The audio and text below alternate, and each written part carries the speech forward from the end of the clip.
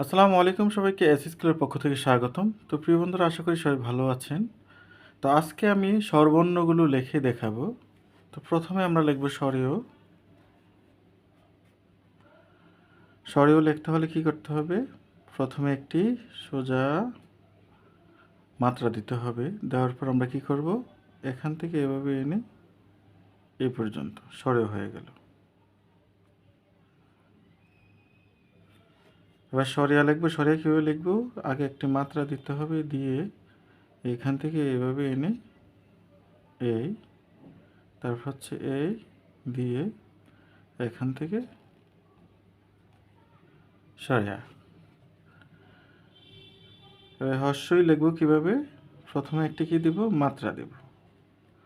মাত্রা দিয়ে এখান থেকে এভাবে এনে এই নামিয়ে দেব, তারপর একটি মাত্রা দিয়ে দেব হর্ষই। তারপর আমরা লিখব দীর্ঘই। একটি মাত্রা দেব। মাত্রা দেওয়ার পর কী করতে হবে? এভাবে এনে এভাবে এনে এভাবে এনে এভাবে দিতে হবে, তারপর একটি মাত্রা দিয়ে দেব। হয়ে গেল দীর্ঘ। এখন আমরা লিখব রস্যউ লিখব। রস্যউ লিখতে হলে কী করতে হবে? একটি মাত্রা দিতে হবে, দিয়ে এখান থেকে এভাবে দিয়ে এভাবে এনে এই লাগানো যাবে না, তারপর একটি মাত্রা দিয়ে দিতে হবে। তারপর আমরা লিখব দীর্ঘউ। দীর্ঘউ লিখতে হলে একটি মাত্রা দিতে হবে, দিয়ে এখান থেকে এনে এভাবে এনে এই, তারপর একটি মাত্রা দিব। তবে মনে রাখতে হবে এই ভিতর থেকে এভাবে লাগিয়ে দিলে কিন্তু সুন্দর হবে। তারপর আমরা যেটা লিখব রি।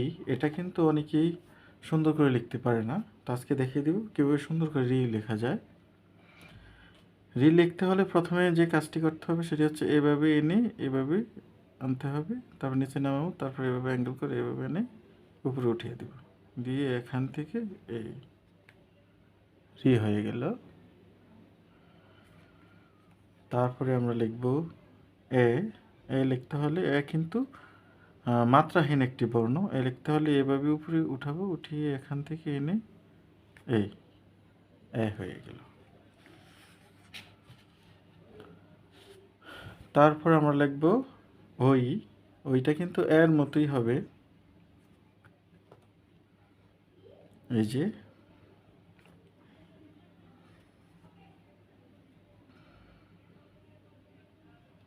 এভাবে এনে এভাবে উঠিয়ে দেবে, তারপর হচ্ছে মাত্রাটি এভাবে দিয়ে দেব, ওই হয়ে গেল। তারপর ও লিখব। ও লিখতে হলে এভাবে এনে এই পর্যন্ত দিতে হবে। ওটাও কিন্তু ওর মতো এভাবে এনে এভাবে দিতে হবে, তারপর একটি মাত্রা দিয়ে দেব। তো প্রিয় বন্ধুরা, ভিডিওটি ভালো লাগলে অবশ্যই একটি লাইক করে দেবেন এবং চ্যানেলটি সাবস্ক্রাইব করে রাখবেন, বেল আইকনটি বাজিয়ে দেবেন।